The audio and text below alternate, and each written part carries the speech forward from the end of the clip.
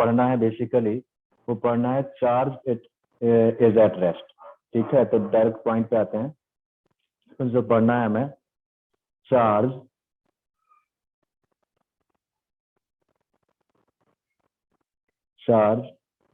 Is at rest. Charge is at rest, इसके बारे में स्टडी करना है। और वैसे चार्ज के बारे में हम बात करें तो यदि चार्ज रेस्ट पे है,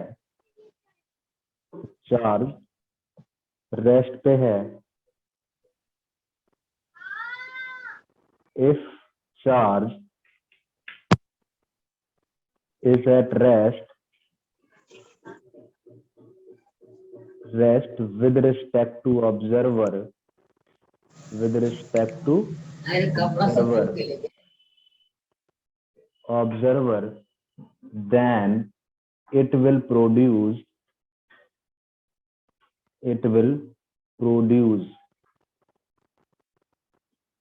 electric field around the observer. It will produce electric field.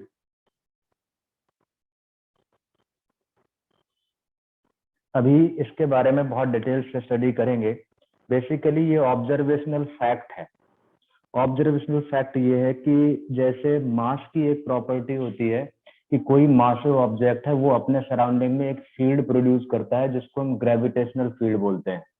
जैसे अर्थ की ग्रेविटेशनल फील्ड है तो आप अर्थ की सेंटर की तरफ अट्रैक्ट होते हो, वो मास की प्रॉपर्टी है basically.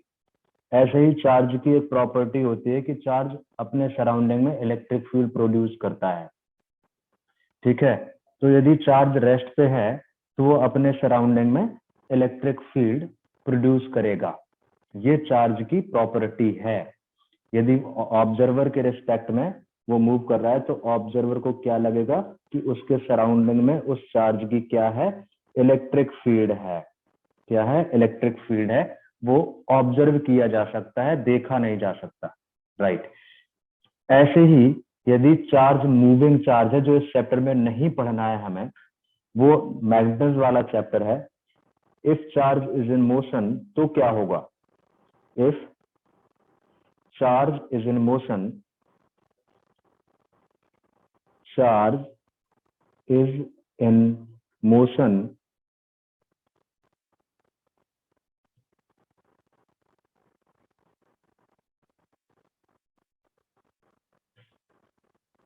Motion with respect to observer. ध्यान से देखने जा रहे हैं, with respect to observer, with respect to observer तो क्या होगा? Then it will produce electric field,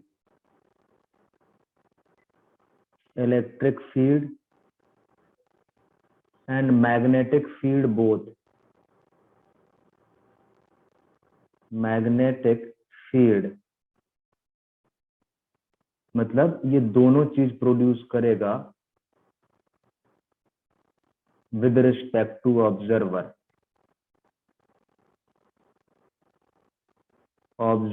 these are the observational facts, these are the observational और एक्सपेरिमेंटल फैक्ट। यदि चार्ज रेस्ट पे है तो ऑब्जर्वर के रिस्पेक्ट में, तो ऑब्जर्वर को सिर्फ क्या फील होगा, उसके सराउंडिंग में इलेक्ट्रिक फील्ड एक्सपीरियंस करेगा। और यदि charge is in motion with respect to observer, तो जो ऑब्जर्वर है वो अपने सराउंडिंग में या चार्ज के सराउंडिंग में इलेक्ट्रिक फील्ड को भी एक्सपीरियंस कर पाएगा और मैग्नेटिक फील्ड को भी एक्सपीरियंस कर पाएगा। These are the observational and या फिर बोले एक्सपेरिमेंटल फैक्ट। मतलब जैसे हम बात करें कि मान लेते हैं हमारे पास कोई ऐसा इंस्ट्रूमेंट है, ऐसे दो इंस्ट्रूमेंट हैं, एक इलेक्ट्रिक फील्ड यदि सराउंडिंग में है तो वो उसको उसमें शो कर देता है या डिफ्लेक्शन को शो कर देता है, और एक ऐसा इंस्ट्रूमेंट है यदि सराउंडिंग में मैग्नेटिक फील्ड है तो वो मैग्नेटिक फील्ड को डायरेक्ट कर लेता है और उसमें डिफ्लेक्शन शो कर देता है। आपने देखा होगा कि जो मैग्नेटिक कंपास होता है उसकी निडल बताती है कि किधर नॉर्थ पोल है किधर साउथ पोल है, वो मैग्नेटिक फील्ड की डायरेक्शन को क्या करता है, डिटेक्ट करता है। तो इमेजिन कर लो ऐसे ही कोई एक इंस्ट्रूमेंट आपके पास है, जैसे मैग्नेटिक कंपास होती है, वैसे ही कोई एक ऐसा इंस्ट्रूमेंट है जो इलेक्ट्रिक फील्ड को भी क्या कर सकता है, डिटेक्ट कर सकता है। अब यदि हम बात करें कि ये कोई एक चार्ज है, चार्ज Q, और इसकी इधर वेलोसिटी है v, और एक ऑब्जर्वर है, ये इस ऑब्जर्वर को बोलूं, ये ऑब्जर्वर A है जो ग्राउंड पे खड़ा है और रेस्ट पे है ग्राउंड पे, और एक ऑब्जर्वर है B, एक ऑब्जर्वर क्या है, B है, जो क्या है, ये v वेलोसिटी, जो वेलोसिटी चार्ज की है उसी वेलोसिटी से क्या कर रहा है, मूव कर रहा है। तो अब यहां से यदि ये ऑब्जर्वर ऑब्जर्व करेगा चार्ज के सराउंडिंग को, तो इसके रिस्पेक्ट में चार्ज क्या है, मूव कर रहा है। तो इसके रिस्पेक्ट में ये दोनों चीजें ऑब्जर्व कर पाएगा, या इसके जो दो इंस्ट्रूमेंट लिए था वो दोनों डिफ्लेक्शन शो करेंगे। तो इलेक्ट्रिक फील्ड भी होगी, इलेक्ट्रिक फील्ड भी प्रोड्यूस, वो डिफ्लेक्शन शो करेगा, और साथ में मैग्नेटिक फील्ड वाला इंस्ट्रूमेंट भी डिफ्लेक्शन शो करेगा, मैग्नेटिक फील्ड। तो ये ऑब्जर्वर बोलेगा कि चार्ज के सराउंडिंग में दोनों फील्ड एग्जिस्ट कर रही हैं, इलेक्ट्रिक फील्ड और मैग्नेटिक फील्ड। क्योंकि ऑब्जर्वर ए रेस्ट पे है और चार्ज मूव कर रहा है, तो ए के रिस्पेक्ट में चार्ज क्या है, मोशन पे है। अब बी ऑब्जर्वर की बात करें तो चार्ज का जो वेलोसिटी है वो v है, और जो बी ऑब्जर्वर है उसका भी वेलोसिटी v है, सेम डायरेक्शन में है। तो इनका रिलेटिव वेलोसिटी क्या हो जाएगा बेटा, 0 हो जाएगा। तो इसके रिस्पेक्ट में चार्ज, ऑब्जर्वर बी के रिस्पेक्ट में चार्ज क्या आ जाएगा, रेस्ट पे आ जाएगा। तो ऑब्जर्वर ए के रिस्पेक्ट में बात करें तो with respect to observer A, with respect to observer A, charge क्या है, मोशन पे है, चार्ज इज इन मोशन। ध्यान से देखते जाना, कोई पॉइंट में कंफ्यूजन हो तो बोल देना। और विद रिस्पेक्ट टू बी की बात करूं तो with respect to B charge is in, या चार्ज इज एट रेस्ट। तो with respect to observer B, charge is at rest. तो ये क्या ऑब्जर्व करेगा, इसमें जो इलेक्ट्रिक फील्ड वाला इंस्ट्रूमेंट है इसके पास, वो तो डिफ्लेक्शन शो करेगा बट मैग्नेटिक फील्ड शो नहीं करेगा। तो यहां पर इलेक्ट्रिक फील्ड तो होगी बट मैग्नेटिक फील्ड नहीं होगी।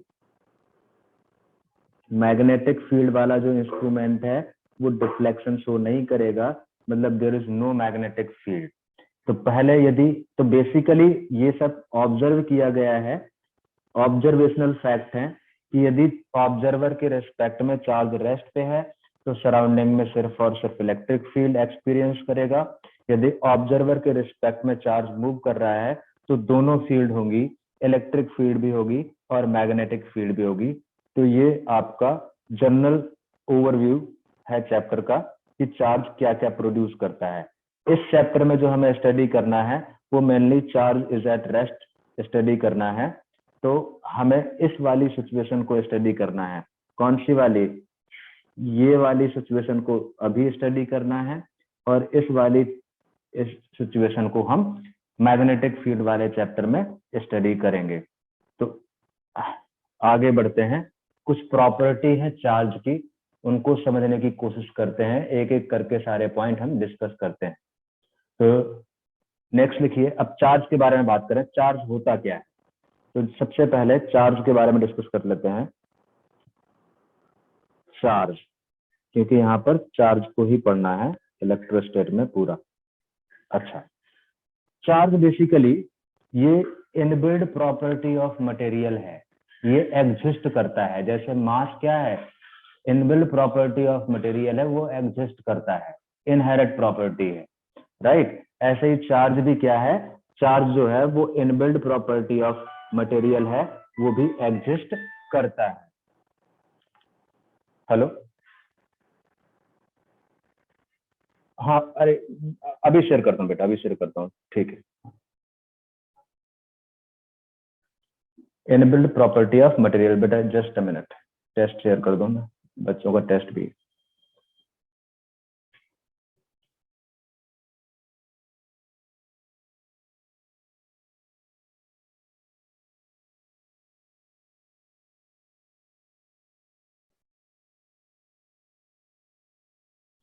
ठीक, चार्ज क्या है? अब चार्ज बेसिकली कोई भी ऑब्जेक्ट है, सब में चार्ज है, चाहे वो मेटल हो, इंसुलेटर हो, कोई भी ऑब्जेक्ट हो, सब में क्या है? चार्ज एग्जिस्ट करता है, सब में चार्ज होता है। बेसिकली यदि हम एटम की बात करें, जरा थोड़ा सा ध्यान देने की कोशिश करते हैं। एटम की बात करें तो एटम में न्यूक्लियस होता है और क्या होता है? इलेक्ट्रॉन होता है। एटम में क्या होता है? न्यूक्लियस और इलेक्ट्रॉन। तो एटम की बात करें, इसमें क्या होगा? न्यूक्लियस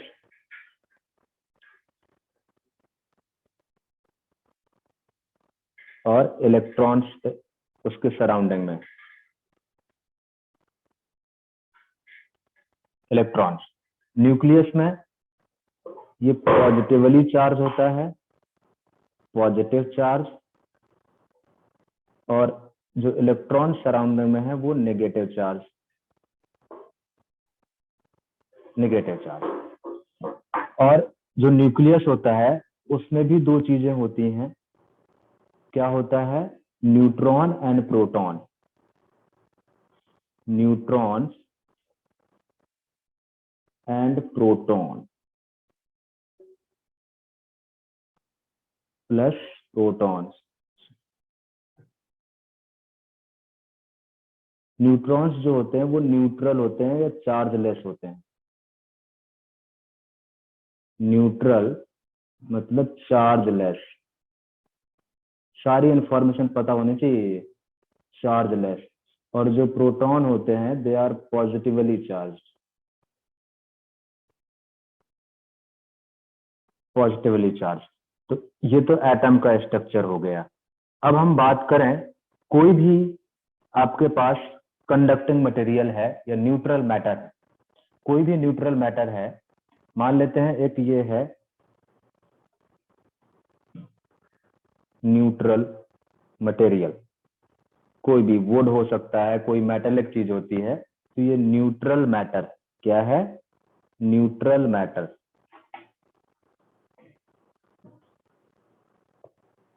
न्यूट्रल मैटर, ध्यान से देखते जाना। न्यूट्रल मैटर, न्यूट्रल मैटर का मतलब होता है net charge zero, net charge zero. इसका ये मतलब नहीं है कि इस मैटर में चार्ज नहीं है, पहली बात तो ये, ठीक है? इसका ये मतलब नहीं है नेट चार्ज जीरो होने का मतलब ये इसमें कोई चार्ज नहीं है, इट डजंट मीन। इसका मतलब ये होता है कि इसमें जितना अमाउंट ऑफ पॉजिटिव चार्ज है उतना ही अमाउंट ऑफ नेगेटिव चार्ज, ये मतलब होता है न्यूट्रल मटेरियल का या न्यूट्रल मैटर का।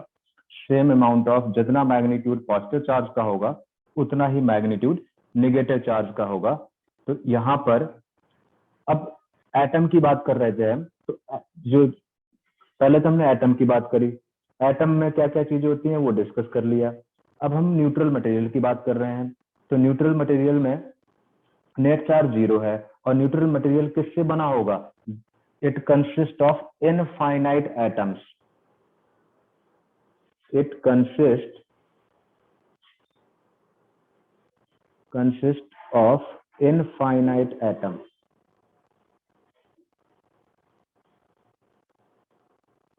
एटम्स, एटम से मिलके बना होगा।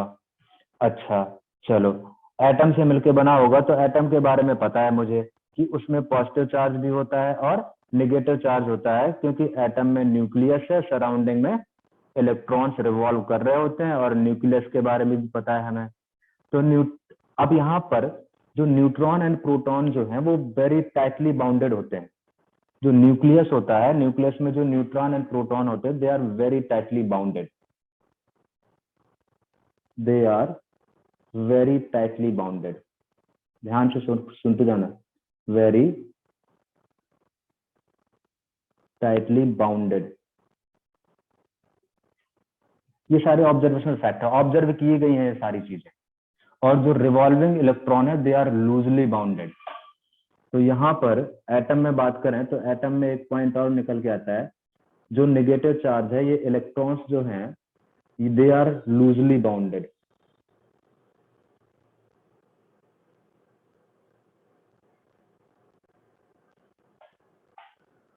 Loosely bounded. यदि इलेक्ट्रॉन लूजली बाउंडेड है तो उनको उस एटम से निकालना बड़ा आसान हो जाता है, या उनकी बॉन्डिंग को ब्रेक करना बड़ा आसान हो जाता है। तो यहाँ से एक इम्पोर्टेंट पॉइंट निकल के आया, वो पॉइंट ये निकल के आया कि electrons are loosely bounded, electrons are loosely bounded,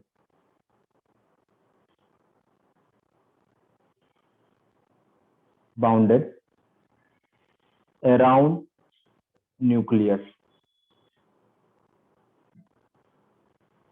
around nucleus।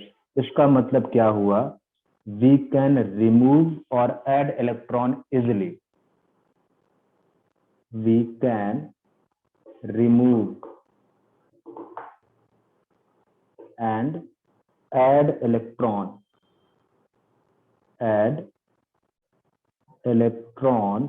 easily। ये इसका फायदा है, क्योंकि वो लूजली बाउंड होते हैं। अब क्या होगा, जैसे हम न्यूट्रल मटेरियल की बात कर रहे थे, उसमें नेट चार्ज 0 है। अब नेट चार्ज 0 का, अब इसमें क्या है कि यदि मैं इस न्यूट्रल मटेरियल से यदि मैं इलेक्ट्रॉन को क्या कर दूं, निकाल दूं, तो डिफिशियंसी ऑफ इलेक्ट्रॉन हो जाएगी। हेलो,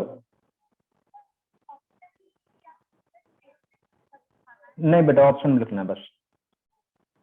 हाँ ठीक है।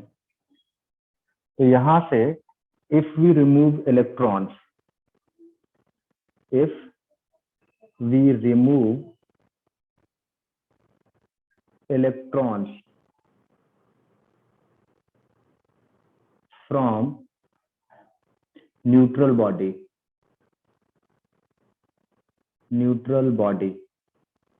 तो क्या होगा, इस न्यूट्रल बॉडी में इलेक्ट्रॉन मैंने रिमूव कर दिए, इसका मतलब डिफिशियंसी ऑफ इलेक्ट्रॉन हो गई, मतलब पॉजिटिव चार्ज ज्यादा हो गया और नेगेटिव चार्ज कम हो गया। इसका मतलब क्या हो गया, this body is positively charge, this body is positively charged.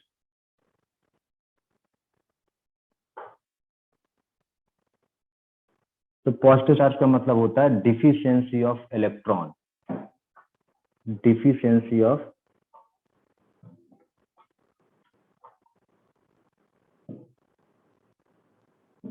Electrons. इतनी बात तो शायद समझ में आ गई होगी। दूसरा, इसका मतलब ये बॉडी क्या हो गई, ये बॉडी पॉजिटिवली चार्ज हो गई। ये बॉडी कैसे चार्ज हो गई, पॉजिटिवली चार्ज हो गई, क्योंकि इलेक्ट्रॉन इससे क्या कर दिए हैं, रिमूव कर दिए। दूसरी सिचुएशन क्या बनती है, यदि मैं इसी बॉडी में इलेक्ट्रॉन ऐड कर दूं। अब मैं ये समझा चुका हूं कि जो न्यूक्लियस होता है उसमें प्रोटॉन जो होते हैं वो टाइटली बाउंडेड होते हैं, तो प्रोटॉन या पॉजिटिव चार्ज को किसी भी एटम से या किसी भी मैटर से निकालना या ऐड करना, it is very very difficult task. तो किसी बॉडी को पॉजिटिवली चार्ज करना है या नेगेटिवली चार्ज करना है, तो वो सारा काम किसकी हेल्प से करते हैं, इलेक्ट्रॉन की हेल्प से करते हैं। क्योंकि जो इलेक्ट्रॉन होते हैं वो लूजली बाउंडेड होते हैं, इलेक्ट्रॉन को उस ऑब्जेक्ट को देना आसान होता है, उस ऑब्जेक्ट से निकालना इलेक्ट्रॉन को आसान होता है। तो जो भी काम करेंगे वो इलेक्ट्रॉन की हेल्प से करेंगे, क्योंकि इलेक्ट्रॉन को ही रिमूव कर सकते हैं, इलेक्ट्रॉन को ही दे सकते हैं। पॉजिटिव चार्ज को हम डिटेक्ट नहीं कर सकते या डिटैच नहीं कर सकते एटम से, क्योंकि यार they are strongly bounded. Very strong nuclear forces से क्या होता है, वो बाउंड होता है, उसको ब्रेक करना अब नॉर्मली हमारे बस की बात नहीं है। तो यहाँ पर इफ वी एड electrons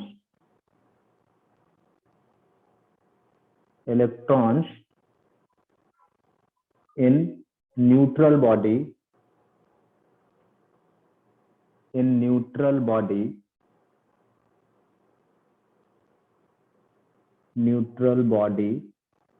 इसका मतलब हुआ this body is negatively charge, क्योंकि हमने इलेक्ट्रॉन दे दिए हैं उस पे, और इलेक्ट्रॉन दे दिए हैं तो जो पॉजिटिव चार्ज होगा, न्यूट्रल बॉडी थी, न्यूट्रल बॉडी में जितने पॉजिटिव चार्ज था उतने ही नेगेटिव चार्ज था, मैंने और ऊपर से इलेक्ट्रॉन्स उसमें ऐड कर दिए हैं, तो अब एक्सिस में क्या हो गए, इलेक्ट्रॉन्स हो गए, और माइनॉरिटी में क्या हो गए, प्रोटॉन हो गए। तो ज्यादा पॉजिटिव चार्ज, नेगेटिव चार्ज ज्यादा हो गया, पॉजिटिव चार्ज कम हो गया, तो नेट चार्ज क्या हो जाएगा, निगेटिव हो जाएगा। तो this body is negatively charge, this body is negatively charge. इसका मतलब है axis of electrons, axis of electrons. क्या इतनी बात समझ में आई? पॉजिटिव चार्ज किसी बॉडी को पॉजिटिवली चार्ज और नेगेटिव चार्ज कैसे करते हैं। पॉजिटिव चार्ज, अब यदि बॉडी में पॉजिटिव चार्ज है तो उसका क्या सिग्निफिकेंस है, और बॉडी में नेगेटिव चार्ज है तो उसका क्या सिग्निफिकेंस है, जल्दी बोलो। Yes sir. गुड। अच्छा, अब हम बात करें इसी में, तो एक पॉइंट तो ये हो गया, यहाँ पर ये चार्ज के बारे में थोड़ा सा हमने समझ लिया, और ये सब चीजें ऑब्जर्वेशनल फैक्ट हैं। तो यहाँ पर एटम के बारे में स्टडी कर लिया हमने, और उसी में सारा ये दूसरा पॉइंट न्यूट्रल बॉडी में, और उसको पॉजिटिवली चार्ज कैसे करना है, नेगेटिवली चार्ज कैसे करना है, ये दो इंपॉर्टेंट पॉइंट हमने डिस्कस किए। अब जो स्मॉलेस्ट यूनिट ऑफ चार्ज होती है, स्मॉलेस्ट यूनिट ऑफ चार्ज बोलते हैं इलेक्ट्रॉन को, मैग्नीट्यूड ऑफ इलेक्ट्रॉन को। तो smallest unit of charge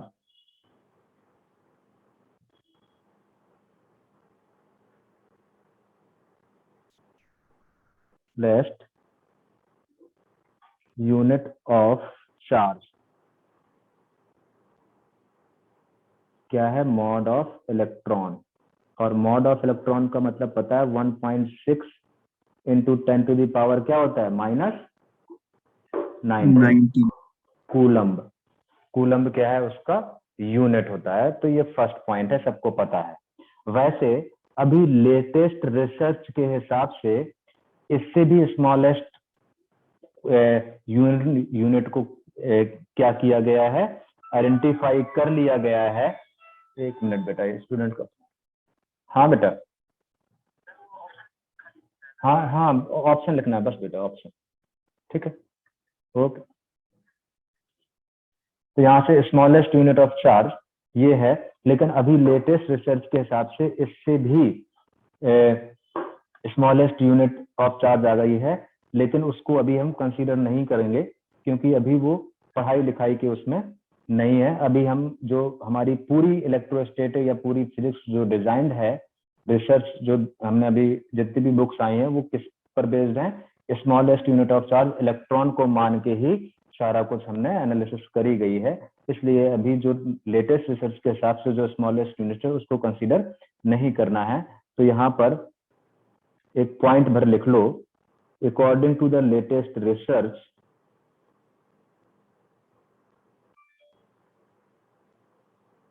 according to the latest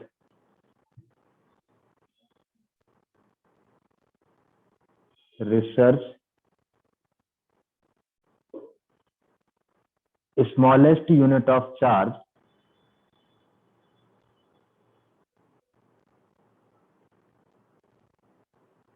unit of charge, इसको बोलते हैं क्वार्क, इज क्वार्क, इसको क्या बोलते हैं? क्वार्क। और क्वार्क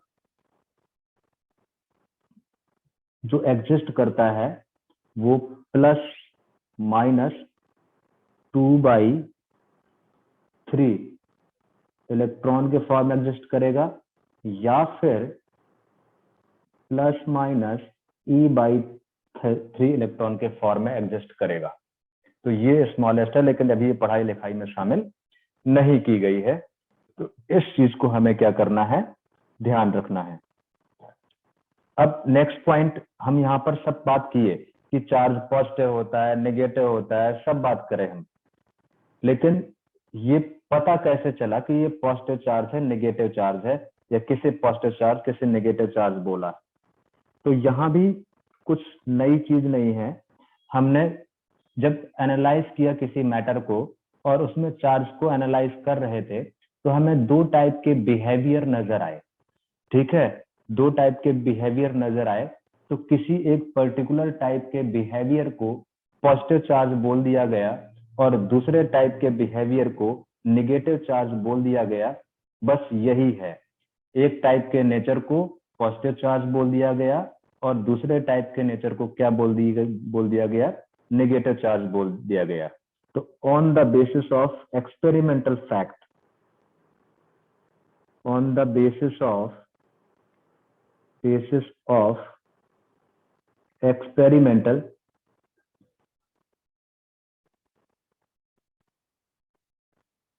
fact, चार्जेस जो हैं टू टाइप के हैं। जो हम बोल रहे थे वही दोबारा लिख दे रहे हैं, पॉजिटिव चार्ज और दूसरा जो है वो नेगेटिव चार्ज। अच्छा, फिर क्या और ऑब्जर्व किया जाए चार्ज के बारे में? तो एक चीज और ऑब्जर्व करी गई कि लाइक चार्जेस जो हैं वो रिपेल करते हैं और unlike charges attract each other. ये सारे ऑब्जर्वेशनल फैक्ट हैं, ऐसा होता है, फैक्ट है, याद रखना है। लाइक चार्जेस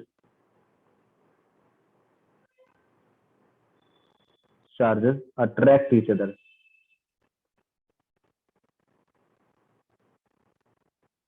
सर लाइक तो रेपल करेंगे ना? सॉरी, उल्टा बोल दिया। Like charges repel each other. ठीक है, तो कान खोल के बैठो, मैं गलत भी पढ़ा दूंगा। Like charges repel each other and unlike charges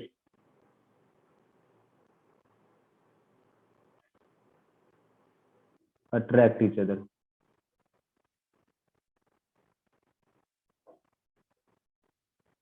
ठीक है, मतलब पॉजिटिव क्या करेंगे?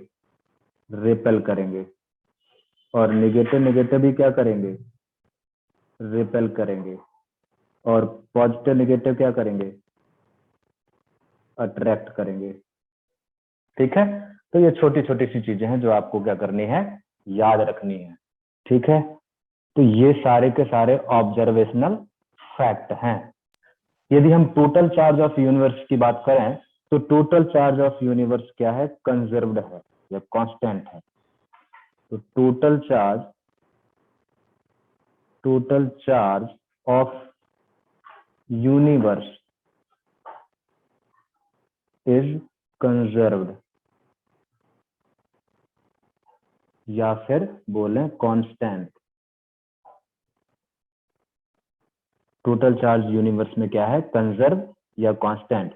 तो ये कुछ इंपॉर्टेंट पॉइंट्स हैं जो हमें क्या करने हैं? याद रखने हैं। एक इंपॉर्टेंट प्रॉपर्टी चार्ज की है कि charge is quantized. Charge is quantized.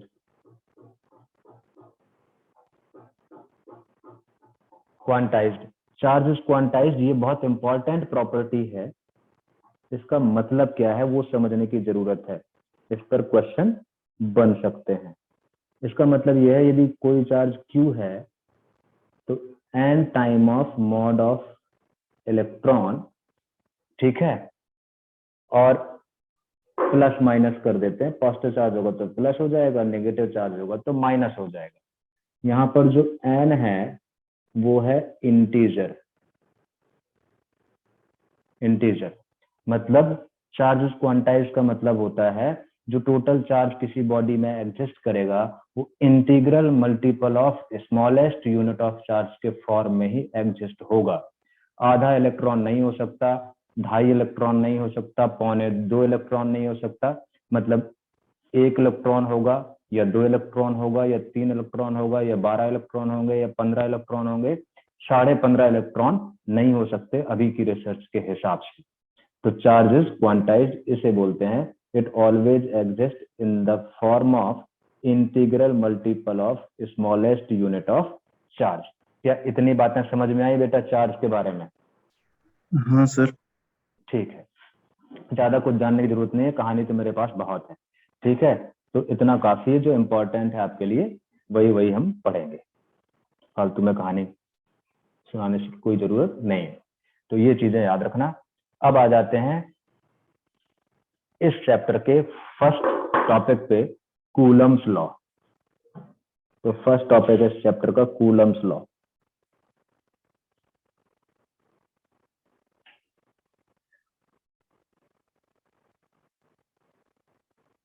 ध्यान से देखना, वैसे पढ़ा तो सबने होता है, 12th में भी पढ़ा होगा, कहीं कोचिंग करी होगी तो वहां भी पढ़ा होगा, ठीक है, लेकिन थोड़ा ध्यान से देखना क्योंकि पढ़ने के बाद भी चीजें क्लियर नहीं होती हैं।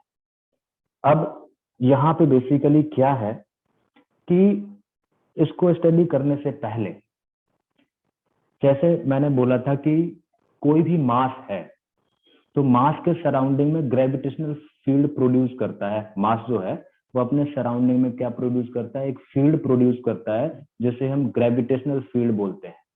अब ग्रेविटेशनल फील्ड तो सबने एक्सपीरियंस की है, किसी ने देखी नहीं है, ठीक है ना।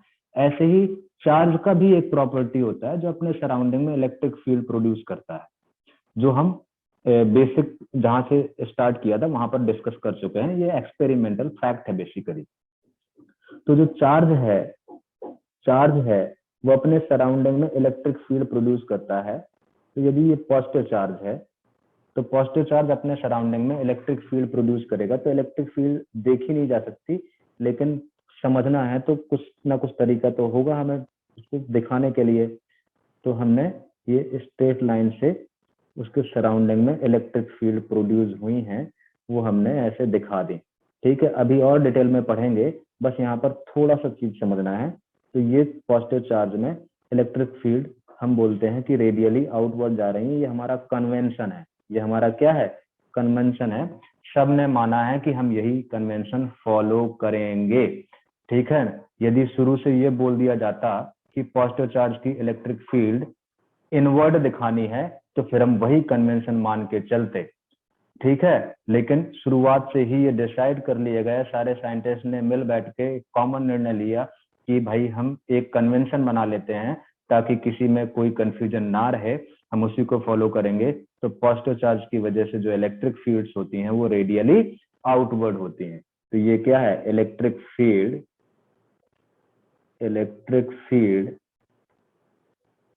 रेडियली आउटवर्ड,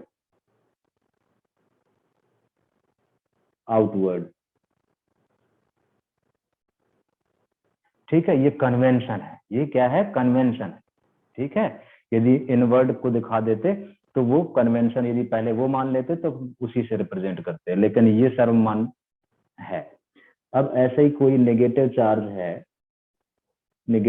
है तो इसमें कोई क्वेश्चन करने जैसा नहीं है कि सर आपने इनवर्ड क्यों नहीं माना। तो क्यों नहीं माना, क्योंकि सब लोगों ने मिलकर डिसाइड कर लिया है भाई कि हम यही मानेंगे, बार बार झंझट नहीं करेंगे। अब ऐसे ही कोई नेगेटिव चार्ज है तो नेगेटिव चार्ज की वजह से जो इलेक्ट्रिक फील्ड है वो रेडियली इनवर्ड, ये कन्वेंशन बनाया गया है, यही स्वीकृति मिली है सबसे कि हमें ये मान के चलना है ताकि कोई कंफ्यूजन ना रहे। तो इसकी वजह से इलेक्ट्रिक फील्ड जो नेगेटिव चार्ज की वजह से होंगी वो कैसे होंगी, radially inward. Electric field radially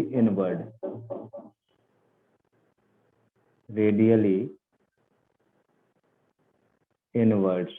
ठीक है, इतनी बात तो शायद समझ में आ गई होगी। अब कूलम्स लॉ स्टडी करने से पहले बेसिकली जैसे हम ग्रेविटेशन फील्ड में क्यों बार बार बोल रहा हूँ, क्योंकि आप ग्रेविटी को ऑब्जर्व किया है आपने, चार्ज के बारे में ज्यादा कुछ नहीं देखा होगा आपने, ठीक है, लेकिन ग्रेविटी के बारे में हम बहुत अच्छे से जानते हो, फील करते हो आप, इसलिए मैं ग्रेविटी बार बार यूज कर रहा हूँ। तो इसमें क्या है कि जैसे हम बात करें, यदि कोई भी आइसोलेटेड चार्ज है यूनिवर्स में, क्या है, आइसोलेटेड चार्ज है, तो वो कभी भी कूलम्बिक फोर्स एक्सपीरियंस नहीं करेगा। तो पहले तो कूलम्ब लॉ के बारे में थोड़ा समझ लेते हैं। ये इलेक्ट्रिक फील्ड के बारे में थोड़ा सा 2 पॉइंट मैंने डिस्कस किए हैं क्योंकि इनकी जरूरत पड़ेगी आगे।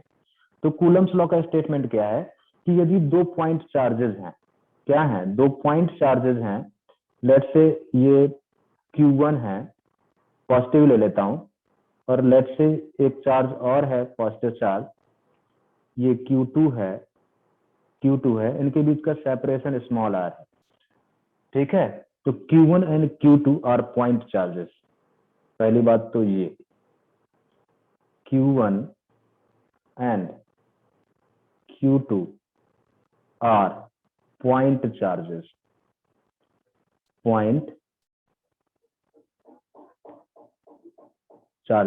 इसके बारे में देखो, ये इतना बारीक तरीके से कहीं नहीं लिखा होता, लेकिन ये चीज ध्यान रखनी है हमें, यदि पॉइंट चार्ज नहीं होंगे तो मामला गड़बड़ा जाएगा। तो ये पॉइंट काफी इंपॉर्टेंट है, ये इतना बारीकी से कोई नहीं पढ़ता है, ना कोई पढ़ाता है। इस चीज को जो मैं बोल रहा हूँ बहुत ध्यान से सुनना है। पॉइंट चार्जेस का मतलब होता है डायमेंशनलेस, पॉइंट का कोई डायमेंशन नहीं होता है, ये बार बार ये वर्ड यूज होगा, dimensionless.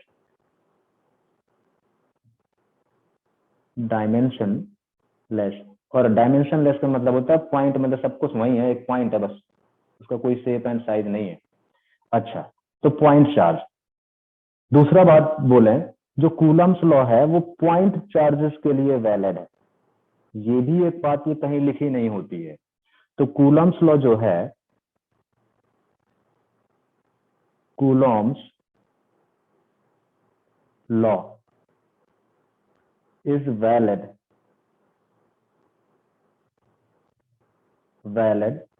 for point charges only, point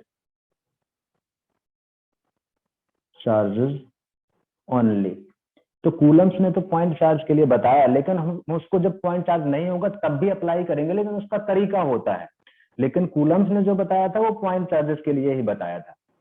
तो कूलम्स ने ये देखा कि कोई 2 पॉइंट चार्जेस हैं, तो उसने बोला कि every charge present in the universe attract each other, ठीक है। तो उन्होंने बोला कि ये 2 चार्जेस हैं, इन 2 चार्ज के बारे में उन्होंने स्टेटमेंट दिया। क्या स्टेटमेंट दिया कि force of interaction, interaction word बोल रहा हूं, ना बोल रहा हूं मैं अट्रैक्शन, ना बोल रहा हूं रिपल्शन, ठीक है। तो फोर्स ऑफ इंट्रैक्शन, ये किसने बोला, कूलम्स का स्टेटमेंट है। Force of interaction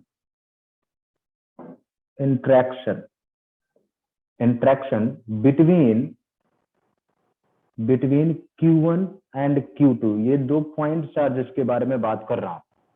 force of interaction between Q1 Q2, जो फर्स्ट स्टेटमेंट दिया, is directly proportional to the product of 2 charges, product of magnitude of 2 charges, product of magnitude of 2 charges, बार बार बोल रहा हूं, product of magnitude of 2 charges. तो ये 2 charges जो लिए हैं हमने, ये मैग्नीट्यूड ऑफ चार्जेस का प्रोडक्ट है, मैग्नीट्यूड ऑफ चार्जेस। मैं इसलिए बोल रहा हूं, एक एक पॉइंट बिल्कुल क्लियर कर रहा हूं, ठीक है। तो किसी में कोई कंफ्यूजन, भाई क्वेश्चन सॉल्व ना होने का रीजन ये होता है कि आपको क्लियरिटी नहीं होती चीजों में। तो ये फर्स्ट स्टेटमेंट है उसका। सेकेंड स्टेटमेंट है, जो फोर्स ऑफ इंट्रैक्शन है वो inversely proportional to the square of separation between them, inversely proportional to square of the separation between them. तो जो R है वो है separation between Q1 and Q2। ठीक है, बिल्कुल टू द पॉइंट, चीजें बिल्कुल ध्यान से सुनना। अब ये ऑब्जर्व किया गया, फिर from equation first and second, वो कैलकुलेशन वाला पार्ट है। तो from equation first and second जो आया, force of interaction is directly proportional to Q1 Q2 divide by R square. इसको और सिंप्लीफाई किया तो F is equal to some constant बोल देता हूं A, ठीक है, Q1 Q2 by R square, और इसी A को बोल देते हैं 1/4 पाई एप्सिलॉन। आपने कई जगह एप्सिलॉन नॉट देखा होगा, लेकिन मैं एप्सिलॉन नॉट नहीं लिखूंगा, मैं एप्सिलॉन ही लिखूंगा अभी। Q1 बिल्कुल क्लियरिटी हमें पढ़ना है, एक्यूरेट तरीके से पढ़ना है, डिवाइड बाई R स्क्वायर।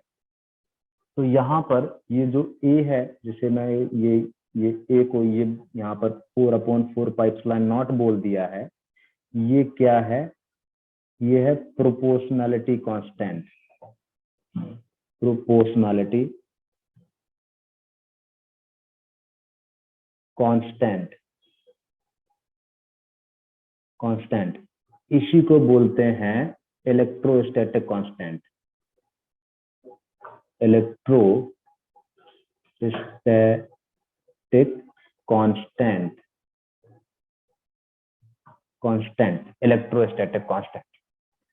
अच्छा, तो यहाँ पर जो एप्सिलॉन है, एप्सिलॉन भी आपको दिख रहा होगा, ये जो एप्सिलॉन है इसको बोलते हैं परमिटिविटी। क्या बोलते हैं? Permittivity of medium. मीडियम पूरा ध्यान सुनना है। Permittivity of the medium in which system is placed, in which system is placed, system is placed, system is placed। System किसे बोल रहे हैं? जो हम चार्ज के बारे में हम क्या कर रहे थे, एनालाइज कर रहे थे, ये हमारा सिस्टम है, और ये किस मीडियम में प्लेस्ड है, ये उसका परमिटिविटी। तो ये क्या है हमारा सिस्टम, सिस्टम, और ये सिस्टम किस मीडियम में प्लेस है, उसका परमिटिविटी क्या है, एप्सिलॉन है। इसके बारे में आगे चैप्टर में आएगा, थोड़ा टाइम लगेगा, 2-3 लेक्चर परमिटिविटी के बारे में भी डिटेल से हम डिस्कस करेंगे बेसिकली। तो अभी सिर्फ याद रखना है कि ये परमिटिविटी है, कुछ मीडियम का कुछ प्रॉपर्टी शो करता है, या उसकी प्रॉपर्टी के बारे में ये डिफाइन करता है, इतना बस याद रखना है। अच्छा, इसी एक्सप्रेशन को मैं अब ऐसे भी लिख सकता हूं, और यदि थोड़ा सा इसको करके लिखूं तो F is equal to 1/4 pi K epsilon naught Q1 Q2 by R square. अब यहाँ पर मैंने क्या कर दिया है, मैंने एप्सिलॉन को एक नया नाम दे दिया है, K time of epsilon not, right. सब चीजें ध्यान रखनी है।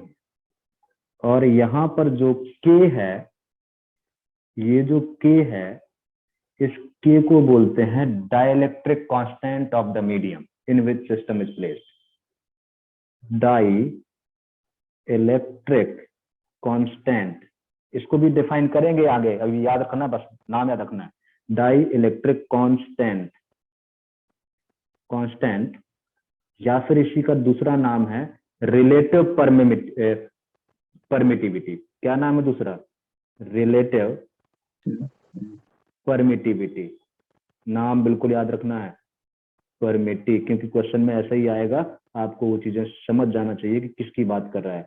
Relative permittivity of medium in which system is placed, in which system is placed, system is placed, system is placed। अच्छा, अब इसको डिफाइन करेंगे आगे। और यहां पर जो एप्सिलॉन नॉट मैंने बोला है, एप्सिलॉन नॉट जो है, एप्सिलॉन नॉट जो है वो भी परमिटिविटी ही है, लेकिन वो परमिटिविटी कब है, जब k का वैल्यू 1 हो जाए। ठीक है, तो इसको बोलते हैं, एप्सिलॉन नॉट को बोलते हैं परमिटिविटी ऑफ फ्री स्पेस। इसको क्या बोलते हैं, परमिटिविटी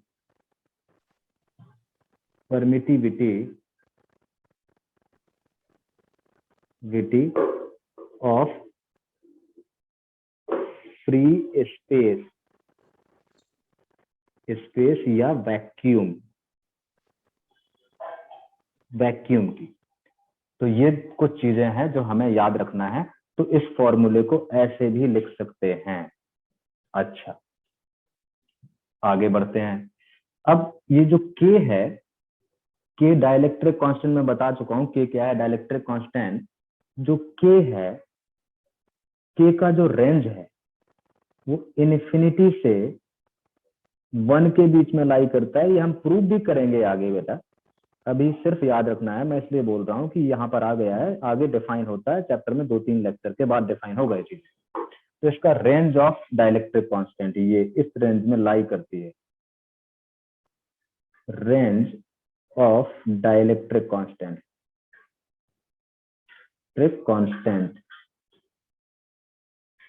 डाइलेक्ट्रिक कांस्टेंट। यहीं पे यदि k का वैल्यू 1 है, इसका मतलब होता है कि जो सिस्टम है वो वैक्यूम में प्लेस्ड है या फ्री स्पेस में प्लेस्ड है। तो ये जो k = 1 का मतलब है k = 1 फॉर फ्री स्पेस या फिर वैक्यूम के लिए।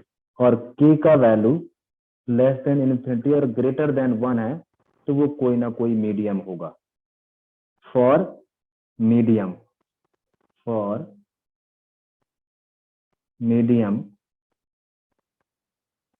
ठीक है, फॉर मीडियम और which is not equal to free space और वैक्यूम। अच्छा, k का वैल्यू यदि इन्फिनिटी हो जाए तो वो मीडियम जो होगा वो क्या होगा, मेटेलिक मीडियम होगा। ठीक है, तो यदि k का वैल्यू इन्फिनिटी है तो इसका मतलब होता है जो मीडियम है, जो क्या है, मीडियम इज मेटेलिक,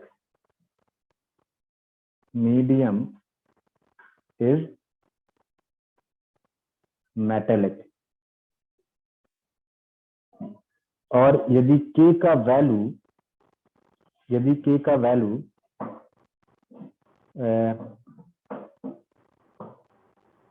चलो अभी यही रहने दो, यदि मीडियम इज मेटेलिक। ठीक है, चलो इतनी बात समझ में आ गई होगी, अभी आगे देखेंगे इन सब चीजों को। ये सारे पॉइंट क्लियर है। अभी यहाँ पर मैंने कूलम्स लॉ के बारे में बताया, और जो उसका कूलम्स लॉ का जो फॉर्मूला आया 1/4 pi epsilon not k epsilon naught q1 q2 by r²। ठीक है, अब यहाँ पर एक नोट लिख लेते हैं। नोट ये है कि यदि मैं simply f is equal to 1/4 pi epsilon naught q1 q2 by r² लिख रहा हूं, तो बाय डिफॉल्ट, अब मैं बार बार नहीं बोलूंगा, इसका मतलब k का वैल्यू क्या मान रहा हूं मैं, 1 मान रहा हूं। ठीक है ना, तो यहाँ पर f इज इक्वल टू 1/, ये आप देख रहे होते हो, ये फॉर्मूला बुक में लिखा होता है, 4 पाई epsilon naught q1 q2 by r²। इसका मतलब ये है कि बाय डिफॉल्ट उसने कौन सा मीडियम लिया है, by default we are assuming free space. यहाँ पर k इज इक्वल टू क्या ले रखा है हमने, 1 ले रखा है बाय डिफॉल्ट।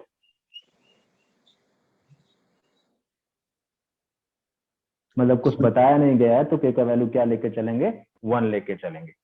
अच्छा, अब इसके बारे में यहां तक इतनी बात क्लियर है बेटा, जल्दी बोलो। हाँ सर। ठीक है, बोल देना बेटा किसी को भी कोई कंफ्यूजन हो, ठीक है। अब यहाँ पर इसके बारे में बहुत अच्छे से समझना जरूरी है। ये जो मैंने लिखा, मैं तुम्हें स्टार्टिंग से ही सारे पॉइंट बिल्कुल एक एक करके क्लियरिटी के साथ लिखवाए हैं कि जो Q1 Q2 है वो मैग्नीट्यूड है, उसमें साइन वाइन नहीं है, ठीक है। कि ये नहीं पता कि कौन सा नेगेटिव कौन सा पॉजिटिव। फॉर्मूले में सिर्फ मैंने क्या लिखा है, मैग्नीट्यूड ऑफ चार्जेस, ठीक है, पॉइंट चार्जेस, उनका प्रोडक्ट लिखा है। आर जो है वो सेपरेशन बिटवीन देम है, ठीक है। तो ये जो फॉर्मूला आएगा, ये एफ आएगा, ये आएगा force of magnitude of force of interaction. ये क्या देगा, magnitude of force of interaction between Q1 and Q2, Q1 and Q2। ध्यान से सारे पॉइंट। अच्छा, अब थोड़ा सा इसको और गौर से देखें उस Q1 और Q2 को। तो ये Q1 और Q2 में फोर्स लग क्यों रहा है? ये आपका मैंने यहाँ पर प्लस Q1 लिया था और ये लिया था प्लस Q2, ठीक है। और हम देख चुके हैं कि जो लाइक चार्जेस हैं वो रिपेल करते हैं। तो ये Q2 था, ध्यान से देखना। अब यहाँ पर बहुत बारीक चीजें हैं, ये ऐसे और ये ऐसे रिपेल हो रहा होगा। ये F21 बोल देता हूं इसको, F12, ध्यान से सुनना। अब यहाँ पर ये जो है एक दूसरे को रिपेल कर रहे हैं। ये जो है ये फोर्स ऑन 2 है, फोर्स ऑन चार्ज 2 किसकी वजह से है, ड्यू टू चार्ज 1, चार्ज 1 की वजह से, ठीक है। जो यहाँ पर वर्ड लिखा है मैंने, 2 पहले लिखा है, वो बताता है किस पे लग रहा है, और जो बाद में लिखते हैं वो बताता है कि किसकी वजह से। ये क्या है, ये है force on 1 due to charge 2। बिल्कुल ध्यान से सुनियो, ड्यू टू चार्ज 2। अब बेसिकली जो फोर्स एक्ट होता है, जो फोर्स एक्ट होता है वो इलेक्ट्रिक फील्ड की वजह से होता है, इलेक्ट्रिक फील्ड की वजह से होता है। जैसे आप हो, समझो चीजों को, आप हो, आप यदि छत पे खड़े हो और छत से कूद जाओ, कूद मत जाना, ठीक है। छत से कूदोगे तो आप अर्थ की तरफ आते हो, ठीक, अट्रैक्ट होके। तो अर्थ की तरफ आप अट्रैक्ट हो रहे हो, उसका रीजन जानने की कोशिश करें ना। तो आप अट्रैक्ट हो रहे हो अर्थ की तरफ, तो वो इस वजह से अट्रैक्ट हो रहे हो कि अर्थ की ग्रेविटेशनल फील्ड अपनी तरफ खींच रही है, उसका नेचर है वो। मतलब आप अर्थ की तरफ आ रहे हो तो वो अर्थ की वजह से आ रहे हो। वैसे आप भी अर्थ को ग्रेविटेशनल फील्ड लगा रहे हो क्योंकि आप में भी मास है, लेकिन आपका मास अर्थ के कंपैरिजन में इतना कम है कि आप अर्थ को नहीं खींच सकते, तो इसलिए आप अर्थ की तरफ खींच जाते हो। मतलब कहने का ये है कि यदि Q1 इस सिचुएशन में Q1 इलेक्ट्रोस्टैटिक फोर्स एक्सपीरियंस कर रहा है, तो वो किसकी वजह से कर रहा है, वो कर रहा है ड्यू टू इलेक्ट्रिक फील्ड। वो किसकी वजह से कर रहा है, due to electric field of charge 2। जो चार्ज 2 की इलेक्ट्रिक फील्ड है, जो चार्ज 2 की इलेक्ट्रिक फील्ड है, तो जो Q1 है वो चार्ज 2 की इलेक्ट्रिक फील्ड में रखा हुआ है। किसके इलेक्ट्रिक फील्ड में रखा हुआ है, चार्ज Q2 के इलेक्ट्रिक फील्ड में रखा हुआ है, तो चार्ज Q2 की जो इलेक्ट्रिक फील्ड है वो क्या कर रही है, Q1 को पुश कर रही है, क्या कर रही है, धकेल रही है, क्या कर रही है, धकेल रही है। दैट्स वाई वो फोर्स एक्सपीरियंस कर रहा है।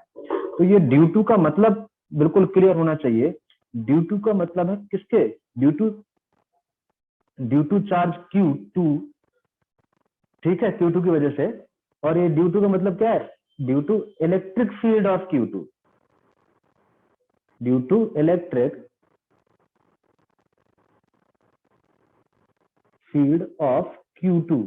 जो Q2 की इलेक्ट्रिक फील्ड है ना, वो Q1 को रिपेल कर रहे हैं।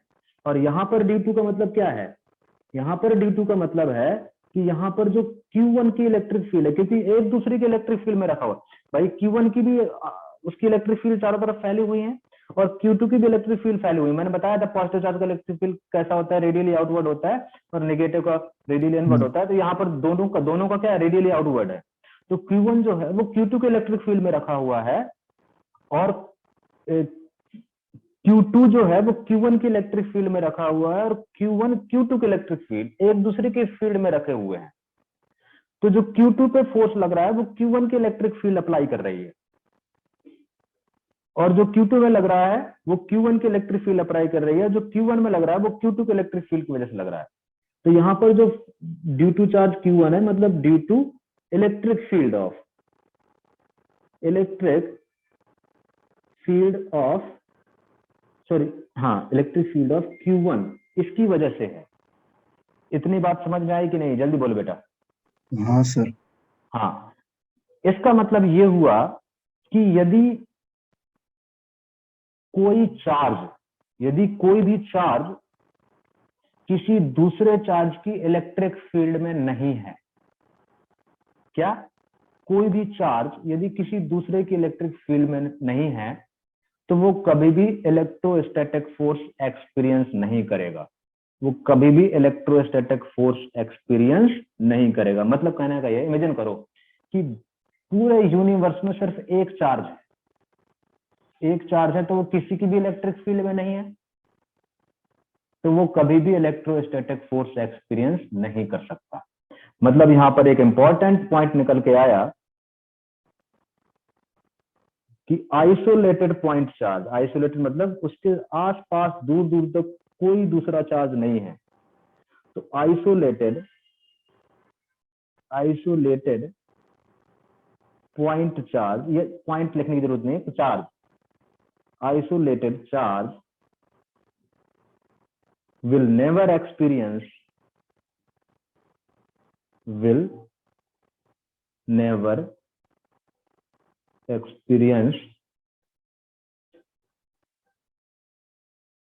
इलेक्ट्रोस्टैटिक फोर्स या इलेक्ट्रिक फोर्स, इलेक्ट्रोस्टैटिक या फिर इलेक्ट्रिक, एक ही मतलब होता है, इलेक्ट्रिक फोर्स। क्योंकि कोई भी चार्ज इलेक्ट्रिक फोर्स एक्सपीरियंस करेगा, वो तभी करेगा जब वो किसी दूसरे की इलेक्ट्रिक फील्ड, कोई दूसरे की इलेक्ट्रिक फील्ड उस पर लगा रही होगी। ठीक है, इतनी बात समझ में आई कि नहीं आई बेटा, जल्दी बोलो। हाँ sir. Good.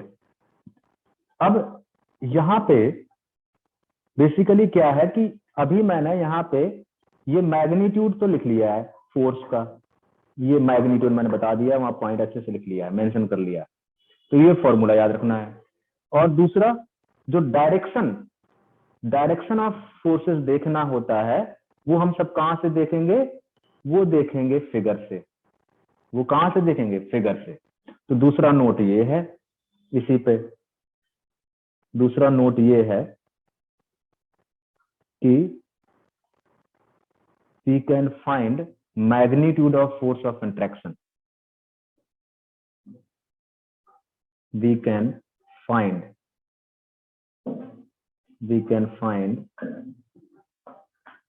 magnitude of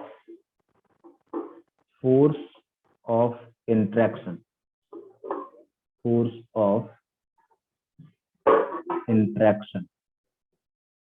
interaction using using F is equal to 1 upon 4 pi K epsilon naught Q1 Q2 by R square, ये पहला पॉइंट है. And direction by observing figure and direction of forces. Direction of forces by observing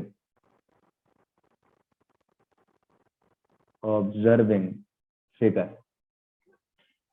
ये ध्यान देना है हमें. पहली बात तो ये. अब इसमें यदि कोई पूछे कि फोर्स ऑन 1 ड्यू टू 2 किधर लग रहा है तो उसका डायरेक्शन कहाँ है? लेफ्ट की तरफ. फोर्स ऑन 2 ड्यू टू 1 किधर लग रहा है तो वो राइट की तरफ लग रहा है. राइट. यदि यही सिचुएशन ये होती, यदि ये पॉजिटिव चार्ज होता Q1, ये नेगेटिव चार्ज होता, तो ये अट्रैक्ट कर रहे होते. ये क्या कर रहे होते? अट्रैक्ट कर रहे होते. तो ये होता फोर्स ऑन 1 किसकी वजह से? 2 की वजह से डायरेक्शन. और ये होता फोर्स ऑन 2 किसकी वजह से? 1 की वजह से. तो डायरेक्शन तो फिगर से देखेंगे और मैग्नीट्यूड इस फॉर्मूले से कैलकुलेट करेंगे. तो यहां से एक बात, एक जनरल स्टेटमेंट निकल के आया, वेरी इंपॉर्टेंट. फाइनल कंक्लूड कर रहा हूं अब इसको. Magnitude of force, magnitude of force of interaction is equal to F बोलूं या magnitude of force 1 due to 2 बोलूं या फिर magnitude of force on 2 due to 1 बोलूं. उन सब का वैल्यू क्या होगा? मैग्नीट्यूड कितना होगा? 1 upon 4 pi epsilon not K, और वैक्यूम में तो K का वैल्यू क्या हो जाएगा? 1 हो जाएगा. Q1 Q2 by R square. दूसरा पॉइंट, डायरेक्शन वैसे देख लेंगे. अच्छा, लेकिन यदि बात करूं, गौर से देखो इसको, गौर से देखो कि फोर्स ऑन 1 ड्यू टू 2 यदि वेक्टर लिखूंगा तो मैग्नीट्यूड तो दोनों का क्या है? सेम है. मैग्नीट्यूड दोनों का क्या है? सेम है. ये दिख रहा है नहीं दिख रहा? जल्दी बोलो. हाँ सर.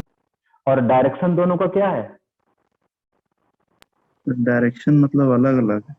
हाँ अलग अलग है ना. Opposite to each other. Opposite to each. तो मतलब यदि एक वेक्टर -3 यूनिट है तो दूसरा वेक्टर क्या है? +3 यूनिट. +3. हाँ. तो बात करूं तो फोर्स वेक्टर ऑन 1 प्लस, तो यदि दो वेक्टर हैं, दोनों अपोजिट, दोनों का मैग्नीट्यूड सेम है और दोनों अपोजिट टू ईच अदर है, दोनों का सम क्या होगा? 0 होगा. क्या होगा? 0 होगा. 0 होता है कि नहीं होता? जल्दी बोलो. हाँ सर. मतलब ऑब्जेक्ट में एक फोर्स लगा रहा है, वो एक बंदा लगा रहा है 5 न्यूटन राइट, एक बंदा लगा रहा है 5 न्यूटन टुवर्ड्स लेफ्ट, तो नेट रिजल्टेंट क्या हो जाएगा? 0. तो यहाँ पर गौर से देखा जाए तो ये हमारा क्या था? ये सिस्टम था. तो सिस्टम था, तो इलेक्ट्रोस्टैटिक सिस्टम पे नेट इलेक्ट्रिक फोर्स हमेशा क्या होता है? 0 होता है. Very important point. तो net electrostatic force, electrostatic force on electrostatic system on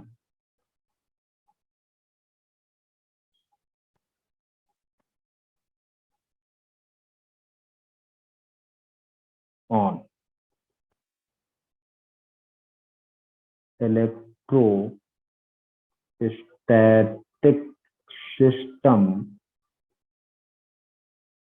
is 0. बहुत इंपॉर्टेंट पॉइंट है, याद रखना है. अच्छा, तो नेट इलेक्ट्रोस्टैटिक फोर्स तो 0 है, लेकिन कोई पूछे कि फोर्स ऑफ इंट्रैक्शन क्या है, तो फोर्स ऑफ इंट्रैक्शन का मैग्नीट्यूड है 1/4 पाई एप्सिलॉन नॉट के Q1 Q2 by R square. यदि कोई पूछे कि फोर्स ऑन 1 ड्यू टू 2 का मैग्नीट्यूड क्या है, तब भी वही वैल्यू है। यदि कोई पूछे कि फोर्स ऑन 2 ड्यू टू 1 क्या है, तब भी वही वैल्यू है, उतना ही मैग्नीट्यूड है।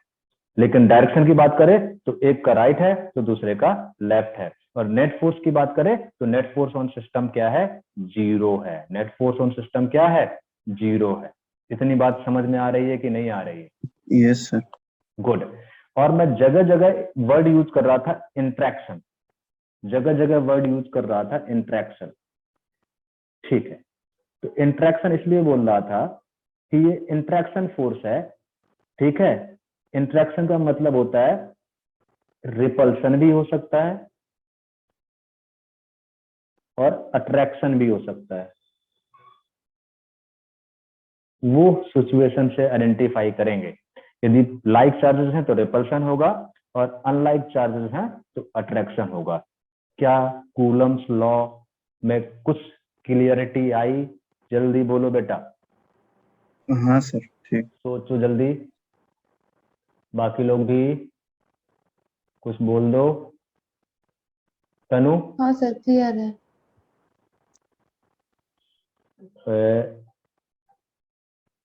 तनु समझ में आ रहा बेटा? Yes sir. चलो, और संस्कृति? हाँ जी सर क्लियर है। ठीक। श्रुति? Yes sir. आया नहीं आया? हाँ सर। आके गया है।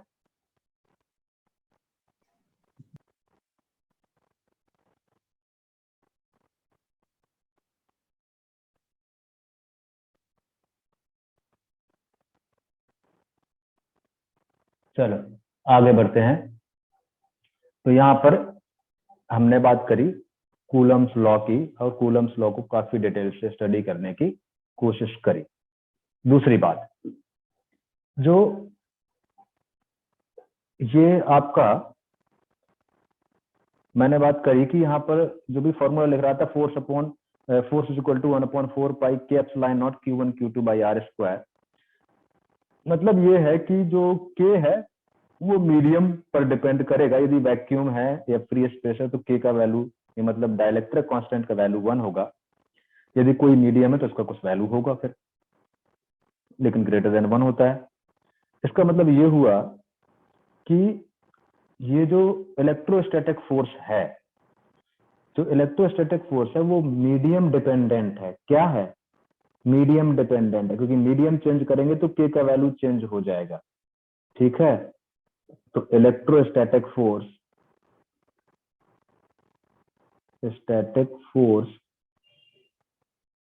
Is medium dependent.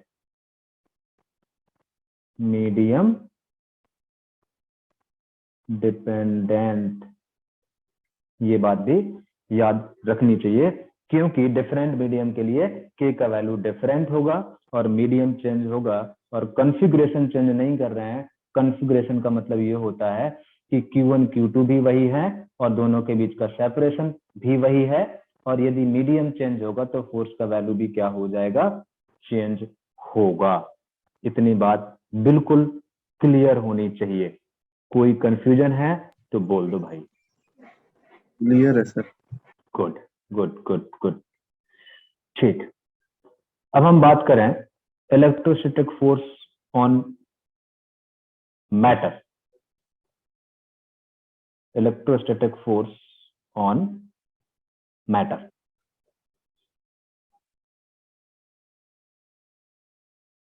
Electrostatic force on matter. ध्यान से देखना, ये शायद किसी बुक वगैरह में नहीं मिलेगा। बहुत सारी चीजें बुक में नहीं मिलेंगी, जितना भी पढ़ा है हमने, इतना 100% श्योर हूं मैं, क्योंकि ये सब चीजें ऑब्जर्व की गई हैं, खुद डिजाइन किया गया ताकि बच्चों को अच्छे से समझ में आ जाए। क्योंकि ये सब चीजें बुक में नहीं मिलती हैं, लिखी नहीं होती हैं ऐसे जैसे हम स्टडी कर रहे हैं, इसलिए बहुत ध्यान से देखना। इलेक्ट्रोस्टैटिक फोर्स ऑन मैटर की बात करें तो चाहे से क्वेश्चन एज क्वेश्चन की तरह डील भी कर सकते हो, ठीक है ना। और एज अ थ्योरी की तरह डील कर सकते हो, जैसे मतलब कंसेप्ट बिल्कुल क्लियर होना चाहिए। मान लेते हैं एक ये मेटेलिक स्फीयर है, ये क्या है, metallic sphere, metallic spherical body, metallic spherical body, और ये क्या है, metallic spherical body.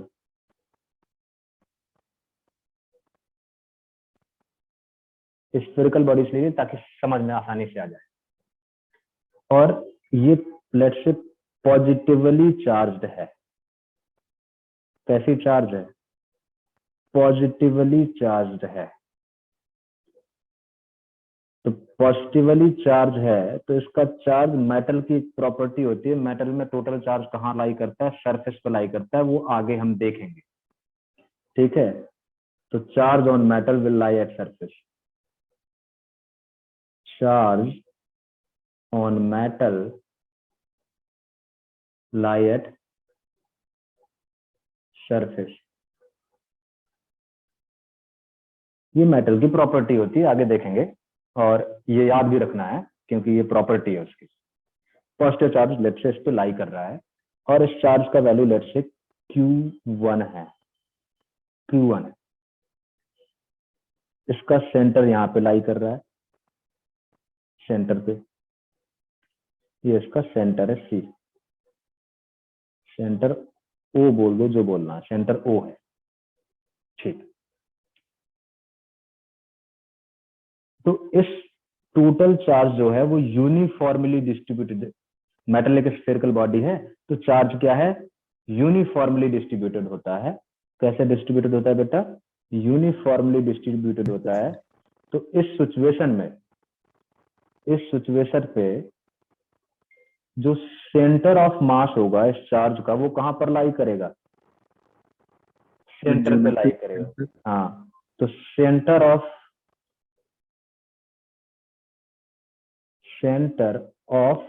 Charge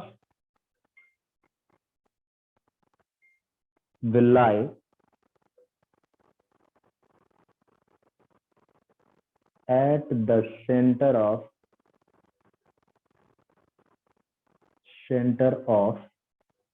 sphere। ध्यान से सुनना, centre of the sphere, right. अब एक सिचुएशन क्रिएट करी, वो सिचुएशन ये है कि यही मेटेलिक बॉडी है, ये क्या है, मेटेलिक बॉडी है, स्फीयर है, ये स्फीयर है और इसका ये सेंटर है और पॉजिटिव चार्ज इसके Q1 सरफेस पे लाई कर रहा है, सरफेस पे लाई कर रहा है और it is distributed uniformly. Very good, कोई दिक्कत नहीं है। यहां सेंटर से वेरी लॉन्ग डिस्टेंस पे एक पॉइंट चार्ज प्लस Q2 रखा हुआ है, डिस्टेंस A बोल देता हूं, which is very large,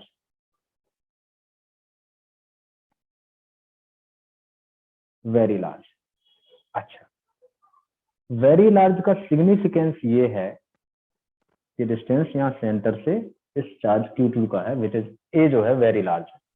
very large का मतलब क्या है कि Q2 की जो इलेक्ट्रिक फील्ड है वो Q1 तक पहुंच ही नहीं रही है, ये मतलब है। मेरी बात समझे कि नहीं समझे? हाँ, वेरी लार्ज का मतलब almost tending to infinity, almost tending to infinity. मेरी बात समझे कि नहीं समझे? वेरी लार्ज का मतलब ही होता है ऑलमोस्ट टेंडिंग टू इन्फिनिटी। ठीक, इतनी बात समझ में आई नहीं? ये सर आगे। ठीक है। अच्छा, इसका फिजिकल सिग्निफिकेंस क्या है क्वेश्चन में? क्वेश्चन में इसका मतलब क्या है? क्वेश्चन में इसका मतलब ये है कि ना तो Q1 की इलेक्ट्रिक फील्ड Q2 तक पहुंच रही है और ना ही Q2 की इलेक्ट्रिक फील्ड Q1 तक पहुंच रही है। मतलब एक दूसरे की इलेक्ट्रिक फील्ड की रीच एक दूसरे तक नहीं है, ये मतलब है। अच्छा, यदि एक दूसरे की इलेक्ट्रिक फील्ड एक दूसरे तक मतलब बहुत कम इफेक्ट है, ठीक है, बहुत कम इफेक्ट है, तो जो फोर्स ऑफ इंटरेक्शन होगा, जो फोर्स ऑफ इंटरेक्शन होगा, ये ऑलमोस्ट टेंडिंग टू इन्फिनिटी का मतलब ये है कि मतलब वेरी लार्ज, मतलब इन्फिनिटी नहीं है एग्जैक्टली। तो जो फोर्स ऑफ इंटरेक्शन होगा वो एफ बोल देता हूं। अच्छा, तो इसका मतलब जो सेंटर ऑफ मास Q1, जो centre of mass of Q1 होगा वो कहां पर लाई करेगा? जब ये वाला Q2 इस वाले Q1 को कोई इफेक्ट नहीं कर पाएगा, तो सेंटर ऑफ मास कहां पर रहेगा? इसका मतलब ये हुआ, हाँ, सेंटर पे ही रहेगा। मतलब इसका मतलब क्या हुआ, ये वेरी लार्ज का क्या मीनिंग निकल के आया? वेरी लार्ज का ये मीनिंग निकल के आया कि centre of mass, centre of charge, sorry, centre of charge of Q1 will remain at the center of sphere। इतनी बात समझ में आई बेटा? तो जो फोर्स, हाँ, तो जो फोर्स ऑफ इंट्रैक्शन होगा F इज इक्वल टू, वो वही फॉर्मूला लग जाएगा पॉइंट मासेस वाला, तो 1/4 पाई, अब Q में मानता हूं by default, epsilon naught Q1 Q2 divide by A square, क्योंकि ए उनके बीच का सेपरेशन है, A square, it will be the magnitude of force of interaction. और दोनों पॉजिटिव चार्ज है तो डायरेक्शन तो देख ही सकते हो। ये तो मैंने पहली सिचुएशन के बारे में एनालाइज किया। ये कौन सी सिचुएशन है? फर्स्ट सिचुएशन के बारे में एनालाइज किया। अच्छा, जरा इसी में दूसरी सिचुएशन क्रिएट करते हैं, ठीक है। ये IIT एडवांस में पूछा गया प्रॉब्लम है बेसिकली, ठीक है। उन्होंने दोनों सिचुएशन दी और विच वन इज करेक्ट करके पूछा गया, और मल्टीपल करेक्ट में आया था ये question, more than one correct. दूसरी सिचुएशन उसने क्रिएट करके दी, मैं इसको डिटेल में एनालाइज करके समझा रहा हूँ। दूसरी सिचुएशन उसने ये क्रिएट करके दी कि ये मेटेलिक स्फीयर था, और मेटेलिक स्फीयर में वही सिचुएशन है कि पॉजिटिव चार्ज क्या था, उसके सरफेस पे लाई कर रहा था Q1,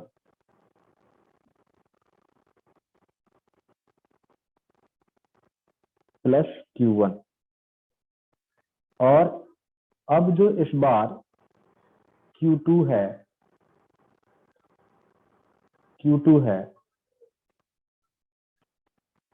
वो एक जेन्युइन डिस्टेंस R पे है, एक जेन्युइन डिस्टेंस R पे, ठीक है। सेंटर से डिस्टेंस ये है R, इस डिस्टेंस पे है। अब इसका not very large, not very large, वैसे मेंशन करने की जरूरत नहीं है मुझे, ठीक है। यदि कुछ नहीं दिया गया है तो वेरी लार्ज नहीं मानेंगे, ये मेंशन करने की जरूरत थी नहीं। इसका मतलब ये हुआ कि Q2 Q1 को धक्का देगा, और Q1 को जब धक्का देगा तो इधर इस साइड में लेफ्ट हैंड साइड पे चार्ज का कंसंट्रेशन धक्का की वजह से, Q2 के इलेक्ट्रिक फील्ड की पुशिंग नेचर की वजह से, इस साइड जो मैंने येलो पार्ट दिखाया है, इस साइड कंसंट्रेशन ऑफ चार्ज ज्यादा हो जाएगा। Q1 का कंसंट्रेशन क्या हो जाएगा? ज्यादा हो जाएगा। तो ये बेसिकली सिचुएशन ये बन जाएगी कि ये जो मेटेलिक था स्फीयर, ये मेटेलिक स्फीयर का सेंटर तो ये था, लेकिन Q2 की इलेक्ट्रिक फील्ड के पुशिंग नेचर की वजह से, क्योंकि वो लाइक चार्जेस हैं, दोनों पॉजिटिव हैं, तो एक दूसरे को रिपेल करते हैं, धक्का देते हैं। तो जो कंसंट्रेशन है पॉजिटिव चार्ज का, कंसंट्रेशन पॉजिटिव चार्ज का इस साइड क्या हो जाएगा, ज्यादा हो जाएगा, और इस साइड कंसंट्रेशन क्या हो जाएगा, कम हो जाएगा। किसकी वजह से, Q2 की इलेक्ट्रिक फील्ड के पुशिंग नेचर की वजह से। इतनी बात समझ में आई कि नहीं आई, जल्दी बोलो। यस। अब उसकी वजह से इधर यदि कंसंट्रेशन ज्यादा हो गया तो आपको पता है, यदि इस साइड मास ज्यादा हो गया, इस साइड मास कम है, तो सेंटर ऑफ मास यहां की जगह किधर शिफ्ट हो जाएगा, लेफ्ट या राइट, लेफ्ट की तरफ शिफ्ट हो जाएगा। किधर शिफ्ट हो जाएगा, लेफ्ट की तरफ शिफ्ट हो जाएगा। तो सेंटर ऑफ मास, या सेंटर ऑफ मास नहीं, basically centre of charge, centre of charge will be shifted towards left.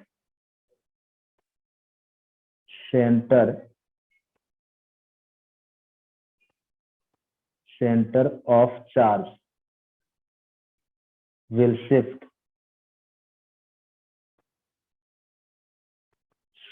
towards left due to electric field of Q2, due to electric field of Q2। तो जो पहले separation between centre था वो तो R था। अब जो सेपरेशन, जो ये सेपरेशन है, ये तो R था। अब लेकिन सेंटर ऑफ चार्ज यहां पर आ चुका है, तो ये सेपरेशन R डैश हो गया, और जो R डैश है वो ग्रेटर देन क्या है, R है। इतनी बात समझ में आ रही कि नहीं आ रही? हाँ। तो अब जो फोर्स ऑफ इंट्रैक्शन होगा, जिसको F डैश बोल दूं, वो कितना हो जाएगा, 1/4 pi epsilon naught Q1 Q2 R square होगा या R डैश स्क्वायर होगा? सर R डैश स्क्वायर हो जाएगा। R डैश स्क्वायर हो जाएगा, वेरी गुड। तो क्या हो जाएगा, R डैश स्क्वायर हो जाएगा, गुड। और यहां पर वेरी लार्ज था तो ये था, बात समझ में आई? अच्छा, तो यहां पर R डैश ही हो जाएगा। लेकिन इसके हिसाब से यदि लिखूं तो क्या होगा, इसके हिसाब से क्या लिख पाऊंगा, 1/4 pi epsilon naught Q1 Q2 by R square लिख पाऊंगा। लेकिन एक्चुअल में कितना फोर्स लग रहा होगा, F डैश लग रहा होगा कि ये वाला F लग रहा होगा इस सिचुएशन में? एक्चुअल में इतना लग रहा होगा, ये करेक्ट आंसर है। हाँ सर। बात समझ में आई? और ये करेक्ट आंसर नहीं है। तो ऑप्शन में यही सिचुएशन दी थी कि ऑप्शन में ऐसे कई सारे ऑप्शन बनाए थे, तो बताओ F डैश ज्यादा है कि F ज्यादा है, देख के बताओ।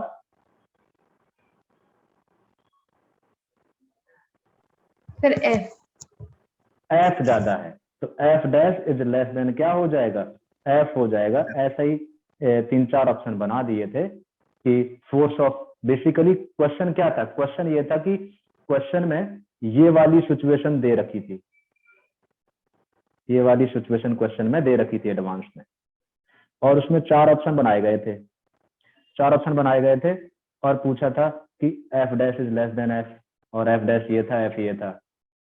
ठीक है, वो निकाल के नहीं दिखाया था F डैश, लेकिन वो ऑब्जर्व करना था कि जो फोर्स ऑफ इंट्रैक्शन होगा वो बेसिकली F डैश होगा, ना कि F के बराबर होगा। ठीक है, वैसे 4 ऑप्शन देते और विच वन इज करेक्ट करके पूछा गया था। तो क्या ये स्ट्रक्चर समझ में आया, ये एनालिसिस समझ में आया, जल्दी बोलो।